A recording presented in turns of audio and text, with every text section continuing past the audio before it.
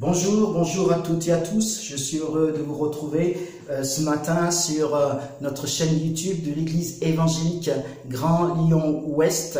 J'espère que vous allez bien. J'espère aussi que le confinement se passe bien pour vous. Merci encore pour vos prières, pour tous vos messages.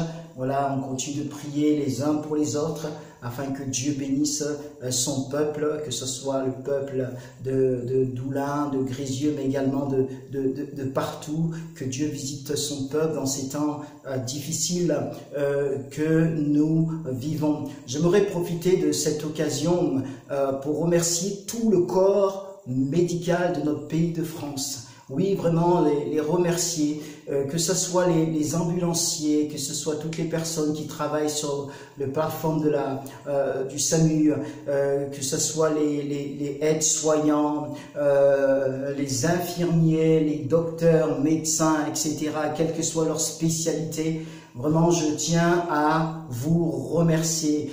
Et nous prions pour vous, nous prions pour tout le corps médical. Que Dieu vous bénisse abondamment en toutes choses. Amen. Qui vous garde et qui vous protège. Nous sommes derrière vous par la prière. J'aimerais ouvrir la parole de Dieu avec vous.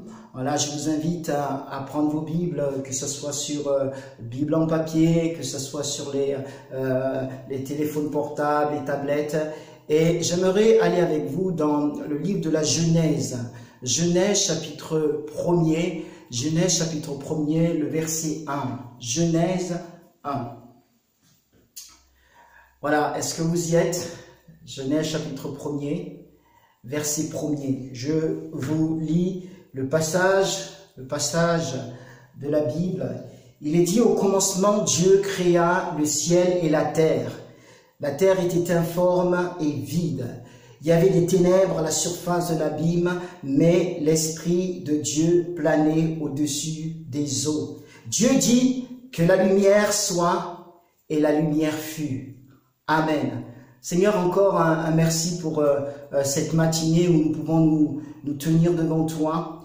Quels que soient les endroits, quelle que soit la distance, les distances, nous sommes devant toi et nous sommes unis devant toi encore pour te rencontrer, pour te bénir, pour te dire, oh Dieu, combien nous avons besoin de toi. Merci d'éclairer encore ta parole à ton peuple, de nous faire du bien. Merci de m'aider à l'annoncer en toute assurance et que cette vérité puisse encore bouleverser nos cœurs, puisse encore changer nos mentalités, notre façon de voir. Oui, nous avons besoin de toi. Esprit de Dieu, fais ton œuvre maintenant dans le nom puissant de Jésus-Christ.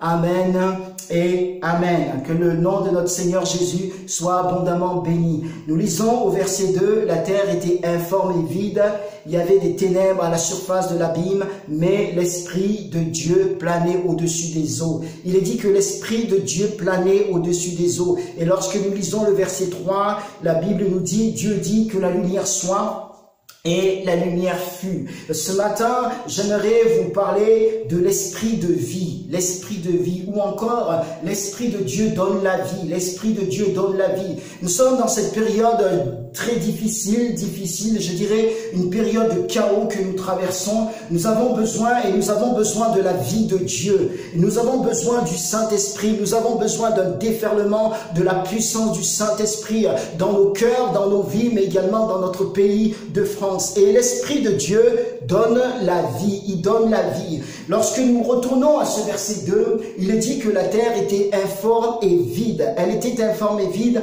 il y avait des ténèbres à la surface de l'abîme. Nous sommes ici à la création, nous sommes aussi aux origines de toutes choses. La Bible ici, lorsque nous lisons ce passage, on voit qu'il y a un chaos, il n'y a rien.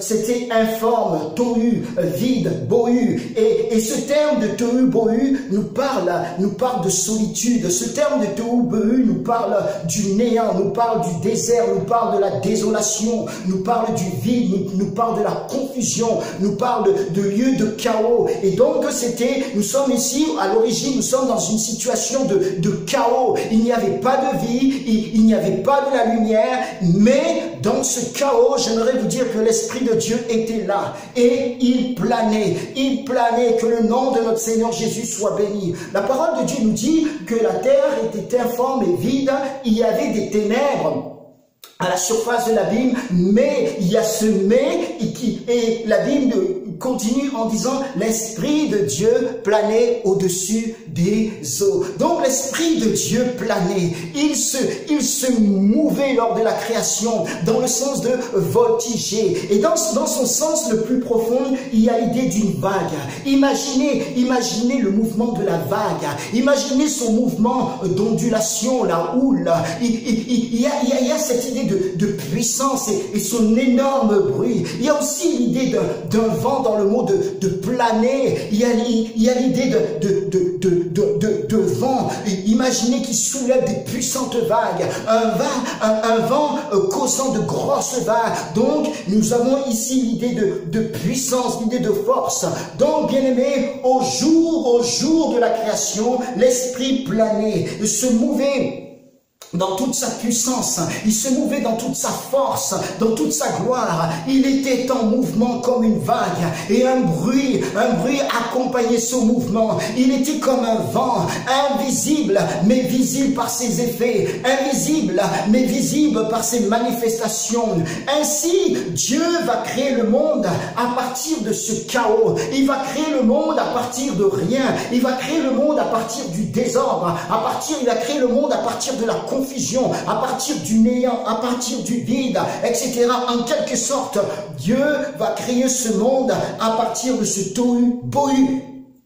Il est dit au verset 3, Dieu dit que la lumière soit, et la lumière fut. La lumière apparut. Donc, il y aura disparition des ténèbres, il y aura disparition du chaos, il y aura disparition de la confusion, il y aura disparition de la désolation. La lumière est le symbole de la vie. Dieu est lumière. Alléluia. Et l'Esprit de Dieu est l'Esprit de vie. Il est créateur, le créateur de la vie.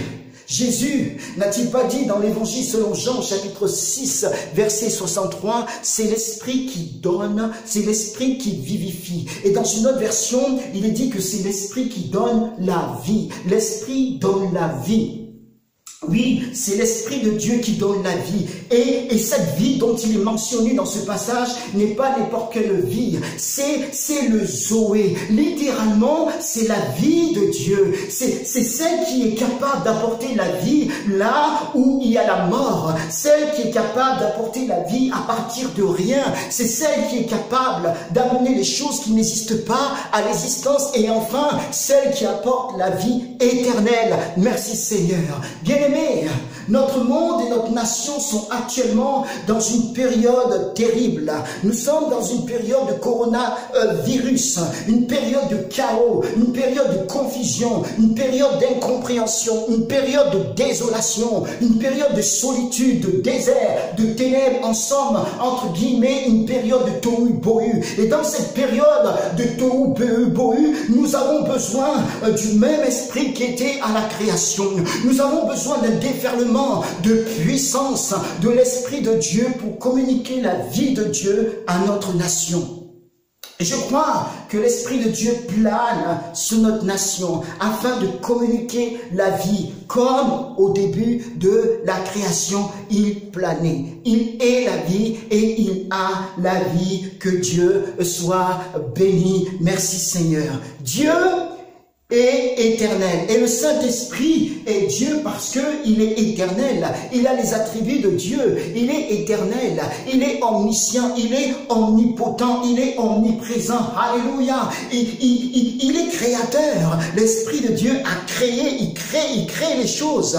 Et l'Esprit de Dieu est une personne. Il est une personne, bien-aimée, parce que il a les attributs d'une personne. Il possède la connaissance. il possède la volonté, il possède les sentiments. Donc, l'Esprit de Dieu qui est une personne regarde notre monde, et quand il regarde notre monde, et quand il regarde notre pays de France, il a compassion. Il a compassion des Français, il a compassion de nous, il a compassion de chaque être humain, non seulement des Français, mais il a compassion de chaque être humain qui compose ce monde, parce qu'il en est le Créateur. Alléluia! Et Jésus, notre précieux Sauveur et Seigneur, est venu dans un monde chaotique. Il est venu dans un monde qui est imbibé par le péché. Et lorsque nous regardons la vie de Jésus, nous remarquons, et nous le savons pour la plupart, nous remarquons qu'il était rempli du Saint-Esprit. Alléluia. Dès son baptême d'eau, il est baptisé d'eau par Jean le Baptiste, et lorsqu'il sort de cette eau, la Bible nous dit que les cieux s'ouvrirent et une colombe, l'Esprit de Dieu descend sur notre Seigneur Jésus à la forme d'une colombe. Il venait d'être baptisé dans le Saint-Esprit. Jésus à ce moment-là est rempli du Saint-Esprit. Et ensuite l'Esprit de Dieu va le conduire dans le désert. Il passera 40 jours et 40 nuits dans le désert. Il sera tenté par le diable. Et ensuite la Bible nous dit qu'il va retourner en Galilée. Alléluia! Revêtu de la puissance de l'Esprit. Il était revêtu de la puissance de l'Esprit. Donc il était rempli au jour où il est baptisé, d'eau, et puis ensuite le baptême dans le Saint-Esprit, il est rempli, et après les 40 jours, il est revêtu de la puissance de l'Esprit. Et c'est à ce moment-là qu'il va à Nazareth, là où il a grandi, là où tout le monde a vu grandir. Il va dans la synagogue qu'il avait l'habitude de fréquenter. On lui remet le rouleau du prophète Ésaïe, il le déroule et il va à cette partie où il y a une prophétie, il y avait une des prophéties le concernant. Et il dit dans l'évangile selon Luc au chapitre 4, versets 18 à 19, je vous le lis, l'Esprit du Seigneur est sur moi. L'Esprit du Seigneur est sur moi parce qu'il m'a oint pour guérir ceux qui ont le cœur brisé. Tous les yeux des personnes présentes dans la synagogue étaient sur lui. Il avait vu grandir, il connaissait Jésus. Mais je crois qu'à ce moment-là, Jésus parlait avec une telle autorité, l'autorité du Saint-Esprit. Alléluia! L'Esprit du Seigneur est sur moi parce qu'il m'a oint pour guérir ceux qui ont le cœur brisé, pour annoncer la bonne nouvelle aux pauvres. Il m'a envoyé pour proclamer aux captifs la délivrance et aux aveugles le recouvrement de la vue, pour envoyer libres les opprimés, pour proclamer une année de grâce du Seigneur.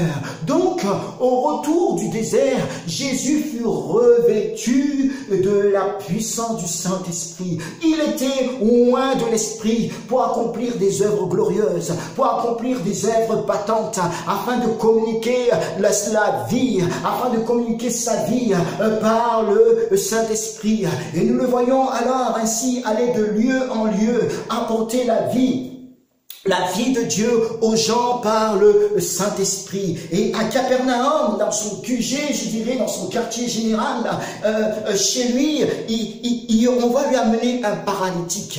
4 personnes vont lui amener un paralytique sur un grabat. Mais Jésus, le voyant, ce paralytique, ils vont le descendre du toit. Que va-t-il dire? Tes péchés te sont pardonnés. Alléluia! Tes péchés te sont pardonnés. Avant de le guérir, il va dire tes péchés te sont pardonnés. Et ensuite, il va le guérir.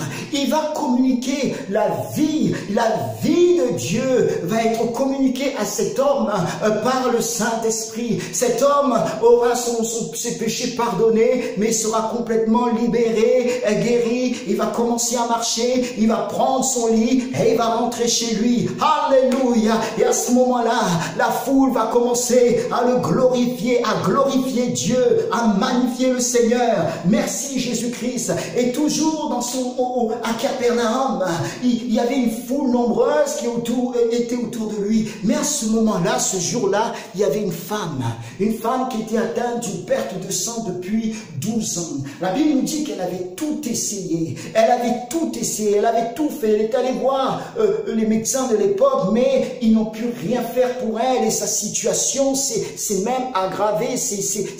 Elle s'est appauvrie.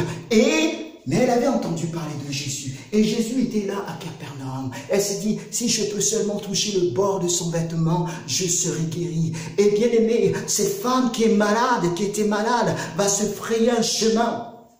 Et elle va toucher le bord du vêtement de notre Seigneur Jésus. Et à ce moment-là, la parole de Dieu nous dit qu'il y a une puissance qui est sortie de Jésus-Christ pour toucher cette femme. Et elle sera complètement guérie. Alléluia! 12 ans de souffrance qui viennent d'être anéantis en une fraction de seconde. Savez-vous d'où venait cette puissance qui jaillissait de notre Seigneur Jésus-Christ? Eh bien, c'est la puissance du Saint-Esprit. Et par la puissance du Saint-Esprit, Jésus va communiquer la vie de Dieu à cette femme. Alléluia, par le Saint-Esprit, elle sera complètement guérie. Jésus lui dira, parce qu'elle était apeurée, elle va lui dire, eh bien, qu'elle est sauvée, ta foi, sa foi, l'a sauvée, sa foi l'a guérie, sa foi en qui? En Jésus-Christ. Merci Seigneur. Et que dire Jésus de ce possédé que Jésus va guérir, le possédé de Guédaram, un homme possédé d'une légion de démons. On ne pouvait pas le contenir, on essayait de le lier, mais il rompait tous ses liens, il avait une force surhumaine. Cette force ne pouvait pas venir de lui, mais des démons qui étaient en lui. La Bible nous dit qu'il se meurtrissait de partout. Cet homme, littéralement, il y avait le chaos qui était en lui, il y avait le tohu-bohu qui était en lui, il y avait la confusion qui était en lui, il y avait le néant qui était en lui, il était en train complètement de mourir, et il était mort spirituellement. Humainement, on ne pouvait plus rien faire pour lui.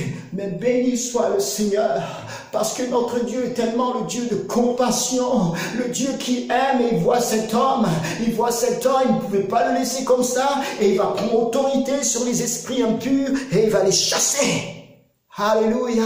Cet homme sera complètement guéri, libéré, dans son bon sens, assis et dans son bon sens. Qui pouvait faire cela? Seul Jésus-Christ a pu le faire, et il a fait cela. Il a communiqué la vie à cet homme, la vie de Dieu à cet homme par le Saint-Esprit. Merci à notre Dieu. Et un jour à Béthanie, il y avait une situation terrible aussi. Lazare, l'ami de Jésus, était mort depuis déjà 4 jours. Il était dans le tombeau. Donc l'œuvre de la décomposition avait commencé dans ce corps. Mais Jésus, rempli du Saint-Esprit, il va dire aux gens d'ôter la pierre. Une fois que la pierre a été ôtée, Jésus regarde le tombeau. Alléluia. Et il va s'adresser aux morts. Et il va dire, Lazare, sors! Et le mort est sorti. Jésus va communiquer à Lazare. Cet homme qui était mort déjà depuis 4 jours, il va lui communiquer la vie par le Saint-Esprit. Il y avait le chaos déjà dans la vie de Lazare. Il n'y avait plus de vie, comme au début de la création, il n'y avait pas de vie. Il y avait le néant, il y avait le désordre, il y avait la confusion. Mais Jésus, par le Saint-Esprit, ordonne à ce que la vie soit à nouveau dans le corps de Lazare. Et Lazare reprit vie, le souffle est revenu en lui. Il est ressuscité. Merci, merci à notre Seigneur. Amen, amen. La résurrection de Lazare, et ce sont quelques exemples parmi tant d'autres où dans la vie des gens il y avait le chaos, il y avait le désordre, il y avait la confusion, mais Jésus va changer les vies, Jésus va bouleverser les choses et il va communiquer la vie de Dieu par le Saint-Esprit. Les aveugles recouvraient la vue, les boiteux marchaient, les lépreux étaient purifiés, les sourds entendaient, les morts ressuscités, la bonne nouvelle était annoncée aux pauvres. Donc la La vie de Dieu, la vie de Jésus, la vie de l'Esprit était communiquée à l'être humain tout entier, esprit, âme et corps. Et Jésus est venu sur cette terre pour s'occuper de ces trois entités de l'être humain, esprit, âme et corps. Dieu est le Dieu de la vie. Paul pouvait dire, lorsqu'il était face aux Athéniens, il pouvait dire, en évangélisant, il est dit, il n'est, alors ce il, c'est Dieu, dans Actes chapitre 17, verset 25, il n'est pas servi par des mains humaines, comme s'il avait besoin de quoi que ce soit, lui qui donne à tous la vie, lui qui donne à tous la vie, le souffle et toutes choses. Amen. Notre Dieu est le Dieu de la vie. Il donne la vie. Toute la vie de Jésus était une vie où le Saint-Esprit a été présent. Toute sa vie. Dans la vie de Christ, nous voyons les buts spécifiques, les buts spécifiques de l'onction. Jésus, homme, a été oint pour guérir ceux qui ont le cœur et les émotions brisées. Alléluia. Jésus a été oint pour libérer ceux qui ont le cœur plein d'amertume. Il a été oint pour annoncer une bonne nouvelle aux pauvres. L'Esprit de Dieu était sur lui pour libérer les captifs de leur prison satanique. L'Esprit de Dieu était sur lui pour donner la vue aux aveugles, pour envoyer libres les opprimés, pour proclamer une année de grâce du Seigneur. L'Esprit du Seigneur était sur lui pour crier le zèle, la passion de l'Esprit. L'Esprit de Dieu était sur lui pour détruire les œuvres du diable, pour servir dans un esprit de don de soi et de sacrifice, pour nous donner de la beauté, au lieu de sang dans les vies qui étaient complètement brisées, pour donner un vêtement de louange au lieu d'un esprit abattu. Alléluia. Oui, l'Esprit de Dieu était sur lui pour apporter la guérison aux malades. Et le même Esprit veut être sur nous pour faire toutes ces choses, mais également pour nous équiper pour le combat spirituel et donner la puissance pour remporter la victoire, pour prendre une position de leadership et de responsabilité, pour comprendre la vérité donnée par l'Esprit de Dieu. Notre Seigneur Jésus était rempli du Saint-Esprit, il était revêtu du Saint-Esprit et il a fait des œuvres glorieuses, des œuvres patentes. Et pour couronner toute son œuvre, notre Seigneur Jésus-Christ est allé à la croix de Golgotha. Oh, il était venu pour cela, lui qui est sans péché. Il s'est fait pécher pour toi et pour moi. Il a fallu qu'il se fasse pécher. Il a pris ta misère, ma misère. Il a pris notre condition, notre chaos. Il a pris notre confusion. Il a pris notre solitude. Il a pris cette situation, nos vides, je dirais de tohu-bohu. Il a pris toutes ces choses pour lui et il s'est fait sur lui et il s'est fait pécher pour toi et pour moi. Pour nous quoi? Pour nous communiquer la vie. Son sang a coulé à la croix. Et en prenant ce vinaigre, oui, en prenant ce vinaigre qui représente les choses qui ont fermenté dans ta vie, la paix a fermenté, la joie a fermenté, il n'y a plus rien, mais une situation de tohu-bohu. Et il a pris ces choses et ensuite, il dira, tout est accompli. Alléluia.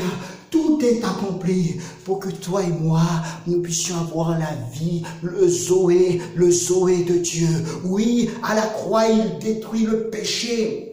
À la croix, il détruit la maladie. À la croix, il détruit les œuvres du diable. Satan a été terrassé. Satan a été vaincu. Notre Seigneur est mort à la croix pour nous donner la vie. Mais 3 jours après, il est ressuscité parce que la mort n'a pas pu le retenir. L'Esprit de Dieu l'a ressuscité. Amen. Et maintenant, il est vivant pour l'éternité.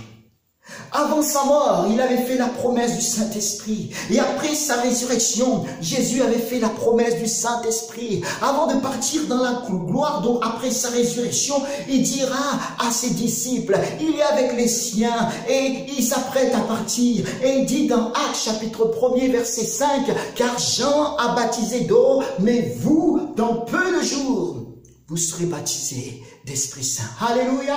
Vous, dans peu de jours, vous serez baptisés d'Esprit Saint. Et il dit au verset 8 de Acte 1, mais vous recevrez une puissance, celle du Saint-Esprit, survenant sur vous, et vous serez mes témoins à Jérusalem, dans toute la Judée, dans la Samarie, et jusqu'aux extrémités de la terre. Vous recevrez une puissance, celle du Saint-Esprit. Jésus ensuite part dans la gloire. Alléluia.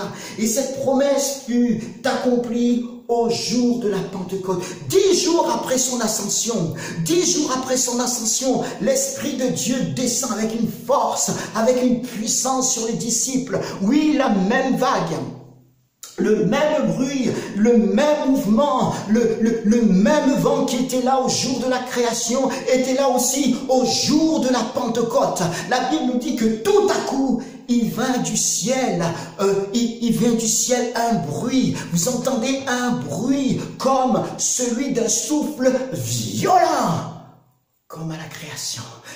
Un bruit comme celui d'un souffle violent qui remplit toute la maison où ils étaient assis. Et les disciples furent tous remplis du Saint-Esprit. Des langues de feu descendirent sur eux. Le même Saint-Esprit qui était là à la création, le même Saint-Esprit qui était là, je dirais, à la naissance du monde, est également là à la naissance de l'Église, avec toute sa force, avec toute sa puissance, avec tout son mouvement, sa houle, son bruit. Gloire à Dieu! L'Église du Seigneur Jésus est née à ce moment-là, quand le Saint-Esprit est descendu sur les 120 disciples. L'Esprit de Dieu donne la vie et ils n'ont plus été les mêmes. Merci Seigneur. Aussi, à la conversion de chaque personne, à notre conversion, c'est l'Esprit qui nous fait naître de nouveau. Il convainc les cœurs de péché, de justice et de jugement. Et dès lors que la personne ensuite demande pardon à Jésus pour ses péchés, l'Esprit de Dieu la fait naître de nouveau. Merci à mon Seigneur Jésus.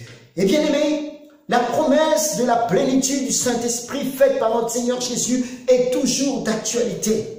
Pierre dit au jour de la Pentecôte, où 3000 âmes ont donné leur vie à Jésus, il va dire, repentez-vous et que chacun de vous soit baptisé au nom de Jésus-Christ pour le pardon de vos péchés. Et écoutez, la suite est dit, et vous recevrez le don du Saint-Esprit, et vous recevrez le don du Saint-Esprit, car la promesse est pour vous, la promesse est pour vous, pour vos enfants, et pour tous ceux qui sont au loin, en aussi grand nombre que le Seigneur notre Dieu les appellera. La promesse est pour vous, pour vos enfants, en aussi grand nombre que le Seigneur notre Dieu les appellera. Quand on lit ce verset, nous voyons, bien aimés, qu'il n'y a pas de limite, il n'y a pas de limite de temps, il n'y a pas de limite d'espace. Mais chaque personne, quels que soient les ciels, quelles que soient les périodes, quel que soit le lieu, l'endroit, le continent, peut vivre cette promesse dans le nom de Jésus. Et dans la situation actuelle que notre nation traverse, nous avons besoin d'un déferlement du Saint-Esprit pour donner la vie alors que tout est chaos autour de nous. Nous avons besoin du Saint-Esprit. Notre nation a besoin d'une visitation du Saint-Esprit afin de communiquer la lumière de Dieu, afin de communiquer la vie de Dieu. Alléluia! C'est concernant ces temps. C'est concernant ces temps de la fin que Joël a prophétisé. Il a prophétisé par rapport à cette effusion du Saint-Esprit. Oui, c'est concernant ces temps que nous vivons que Joël a prophétisé.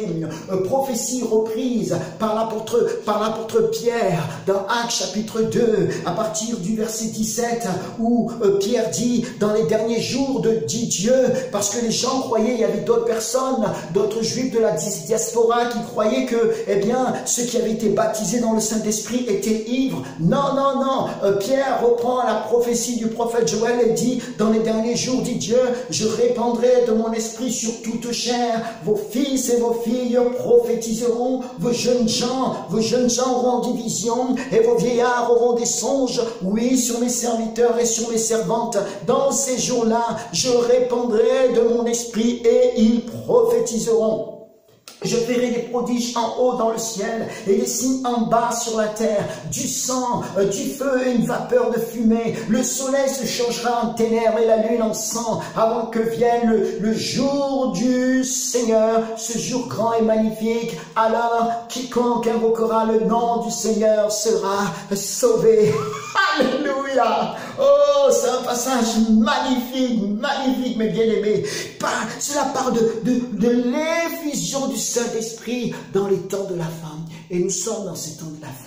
Et le Seigneur veut accomplir pleinement cette promesse. Nous devons donc demander à Jésus cette effusion du Saint-Esprit. La Bible nous dit dans le livre de Romains au chapitre 8, verset 2, en effet, la loi de l'esprit de vie, la loi de l'esprit de vie, l'esprit est toujours associé à la vie. Alléluia! La loi de l'esprit de vie en Christ Jésus m'a libéré de la loi du péché et de la mort. Cela libère de la loi du péché et de la mort. Bien-aimés, nous vivons dans un monde souillé par le péché. Et ce péché nous scotche au sol, comme la loi de la gravité. La loi de la gravité, c'est cette loi qui nous permet de rester au sol. Nous ne pouvons pas voler par nous-mêmes, cela nous est impossible. Si on saute, eh bien obligatoirement, on revient au sol, n'est-ce pas? Eh bien ça, c'est la loi de la gravité. Et il y a une loi également, on peut dire, c'est une loi spirituelle, qui est cette loi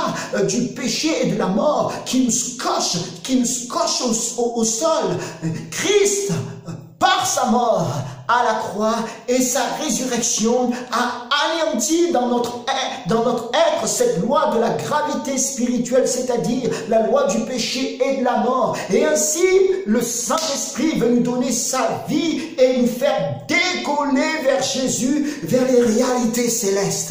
Nous avons besoin de vivre les réalités célestes, de quitter ces choses qui nous tiennent scotchés à la terre. Il faudra pour cela la foi et un changement de mentalité pour vivre ces réalités célestes. Nous devons avoir la pensée de Christ. Amen, alléluia, parce que Christ veut nous faire vivre toutes ces choses. Il veut nous faire vivre toutes ces choses. Il y a tellement de choses qui peuvent nous emprisonner. Mais non, nous sommes libres, frères et sœurs. Mon frère, ma sœur, tu es libre. Les chaînes ont été brisées. Amen. Oui, nous devons demander à Jésus le Saint-Esprit. Je disais tout à l'heure que toute la vie de Jésus, qui est le Seigneur, donc, c'est-à-dire le modèle parfait à suivre. Il est le modèle parfait, il y en a point d'autre. Toute la vie de Jésus, qui est le Seigneur, était une vie où le Saint-Esprit a été présent. Donc, toi et moi avons besoin du Saint-Esprit dans notre vie. Ou est-ce qu'on se croit plus grand que Jésus? Moi, je ne suis pas en tout cas plus grand que Jésus. Non. Mon maître, lorsqu'il était sur cette terre, a eu besoin du Saint-Esprit. Et j'ai besoin du même Saint-Esprit que lui. Alléluia. Nous ne sommes pas plus grands que le maître. Non. Et nous avons besoin de demander à Jésus cette effusion du Saint-Esprit. Demande à Jésus cette effusion du Saint-Esprit pour être baptisé dans le Saint-Esprit si ce n'est pas encore fait. Demande-le par la foi. Et le signe initial du baptême dans le Saint-Esprit, c'est le parler en langue. Amen, c'est le parler en langue. Demande à Jésus cette effusion du Saint-Esprit également pour être renouvelé dans le Saint-Esprit afin d'être témoin dans ce temps de chaos que nous vivons. Demande à Jésus cette effusion du Saint-Esprit pour qu'il y ait des temps de visitation de Dieu, pour que le Saint-Esprit visite notre nation et apporte sa lumière là où il y a les ténèbres, apporte sa vie là où il y a la mort. Demande l'effusion du Saint-Esprit à Jésus pour qu'il y ait le réveil. Nous avons besoin d'un réveil spirituel, de l'Esprit de Dieu qui vienne, touchant les cœurs, amenant le cœur. Nous avons besoin d'avoir un cœur repentant et crier à Dieu. Alléluia. On demande à l'Esprit de Dieu, on demande à Jésus l'Esprit de Dieu pour qu'il y ait ce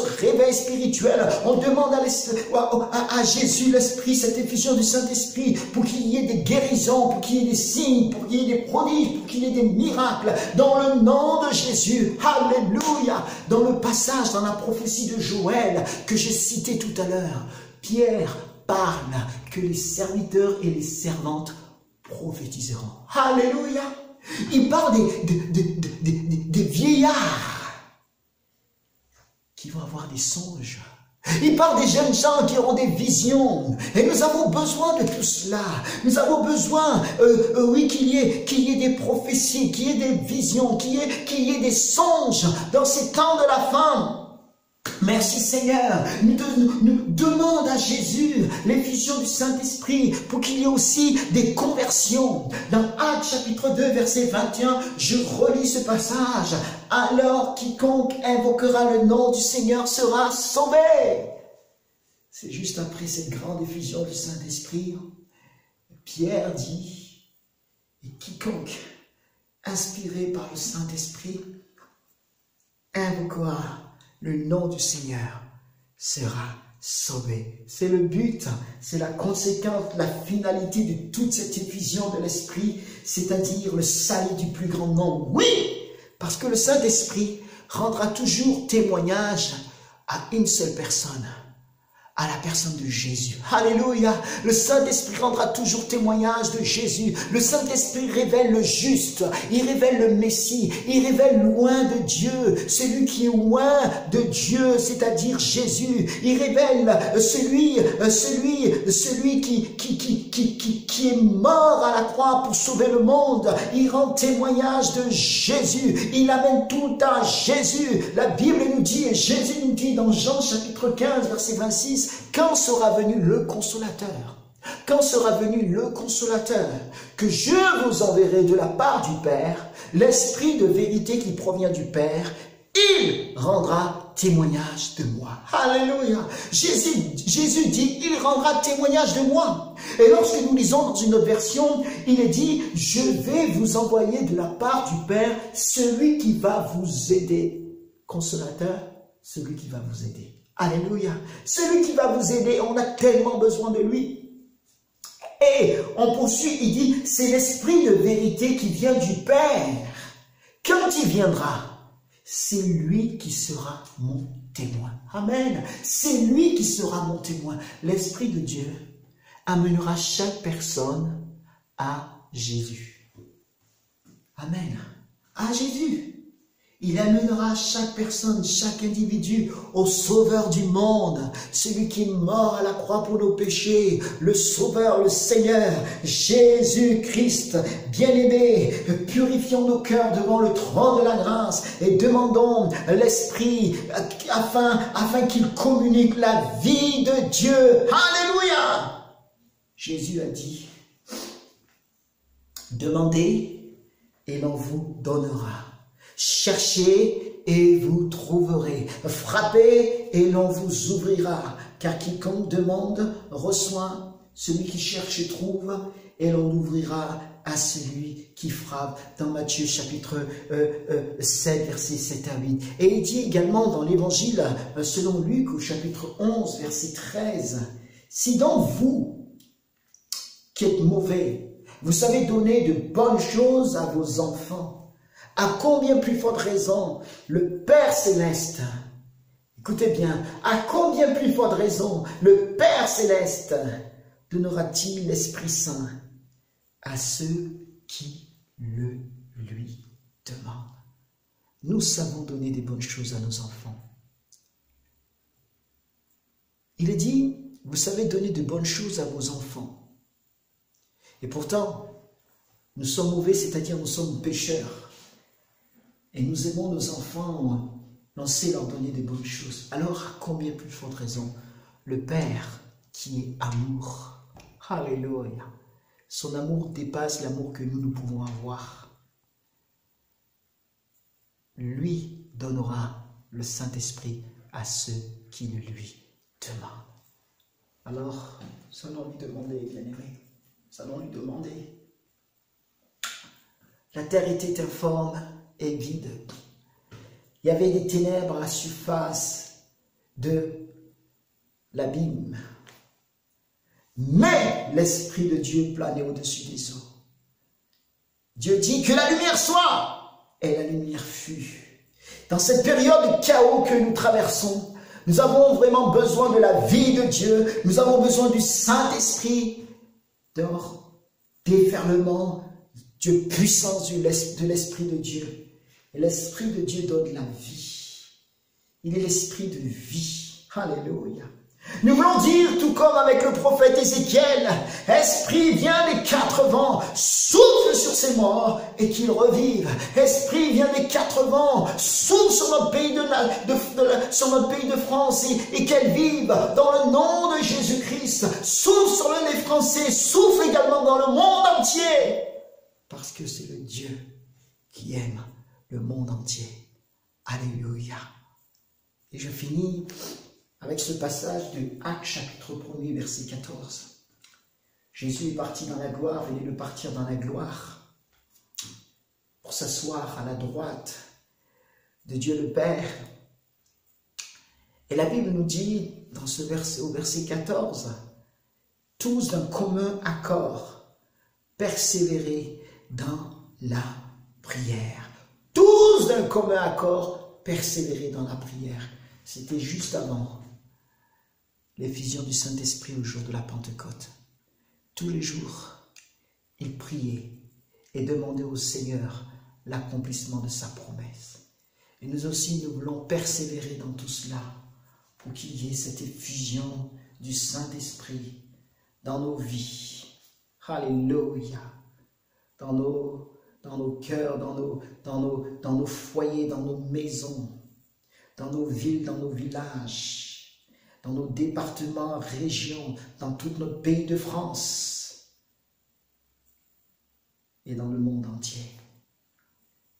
Nous vivons dans cette période de chaos, et nous voulons dire, Esprit des quatre vents, souffle, souffle du nord, alléluia, souffle du sud, souffle de l'est, souffle de l'ouest, et remplis tout ton peuple, et remplis ce monde, ce pays de France qui a besoin de toi. Amen. Nous allons incliner nos cœurs devant le Seigneur, là où tu es. Nous allons prier le Seigneur. Et nous allons lui demander son secours. Pense à ce que nous vivons actuellement, ce coronavirus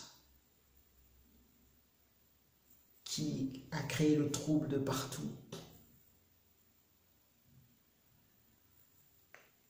Et là, un cri doit jaillir de ton cœur en disant, Seigneur, fais quelque chose. Alléluia. Répands ton esprit. Seigneur, ta parole est toujours la vérité. Et merci, Seigneur, parce que tu m'as aidé à l'annoncer en toute simplicité. Aide-nous maintenant à la vivre pleinement. Je te demande de bénir toutes les personnes qui écoutent ce message. Je te demande d'embraser les cœurs, d'embraser les vies, oh Dieu. De les convaincre de la nécessité de désirer, de recevoir la personne du Saint-Esprit, de cette nécessité d'être tout à nouveau embrasé par la personne du Saint-Esprit, d'être rempli de lui, d'être rempli du Saint-Esprit, de manifester tout ce qui concerne les choses de l'Esprit, les dons spirituels, mais également le fruit de l'Esprit. Oh Dieu est en tes mains, bénis ton peuple, bénis toutes les personnes qui nous écoutent. Baptise maintenant dans le Saint-Esprit, Seigneur. Baptise, que ton peuple reçoive le Saint-Esprit par la foi. Renouvelle dans le Saint-Esprit, donne des visions, des songes à ton peuple, donne des paroles prophétiques à ton peuple. Oh, dans le nom de Jésus-Christ, que des hommes, des femmes se lèvent pour toi, pour ta gloire. Dans le nom de Jésus. Que les dons spirituels soient abondants dans nos cœurs, dans nos vies. Tu vois ce temps de chaos, Seigneur, ce temps de ténèbres, Répands ton esprit, Jésus. Répands ton esprit et sauve des âmes. Sauve des âmes. Tu aimes ce peuple, oh mon Dieu. Oui, car Dieu a tant aimé le monde qu'il a donné son Fils unique afin que quiconque croit en lui ne périsse point, mais qu'il ait la vie éternelle. Sauve notre nation. Fais grâce. Pardon. Purifie. Et rafraîchis tout ce pays, dans le nom de Jésus de Nazareth. Amen. Alléluia. Amen. Reçois l'Esprit de Dieu ce matin. Et avant de finir ces moments, je ne peux partir également sans demander à celui ou à celle qui ne connaît pas encore Jésus. Et certainement, il y en a ce matin. Tu as entendu le message de Jésus. Si tu veux donner ton cœur à Jésus, répète cette prière après moi. C'est juste pour t'aider, c'est la prière de repentance, c'est juste pour t'aider, mais fais-la de tout ton cœur. Ne répète pas parce qu'il faut répéter, non. Mais que cela jaillisse du tréfonds de ton être. Répète cette prière. Seigneur Jésus, je reconnais que tu es le seul sauveur et qu'il n'y en a point d'autre. Je reconnais que je suis une personne pécheresse. Je reconnais que tu es mort à la croix pour mes péchés, pour me sauver. Seigneur Jésus, pardonne mes péchés ce matin. Pardonne mes péchés.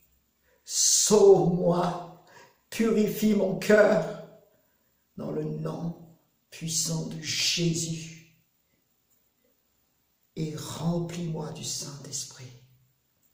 Remplis-moi ce matin du Saint-Esprit, dans le nom de Jésus de Nazareth. Amen. Gloire à Dieu. Si tu as fait cette prière de tout ton cœur, Jésus t'a sauvé. Maintenant, reste en contact avec lui par la prière, par la lecture de la parole de Dieu. Quotidiennement, c'est une vie de relation, de communion avec le Seigneur Jésus. Si tu n'as pas de Bible, n'hésite pas à nous contacter. En tout cas, que Dieu vous bénisse abondamment, quel que soit l'endroit où vous êtes. Et lui, il n'est pas confiné et il est de partout. Qui vous bénisse abondamment. Et je vous dis à bientôt. N'oublions pas les gestes d'hygiène pour freiner la propagation du virus. À bientôt. Shalom et shalom. Prenez soin de vous. Bye bye.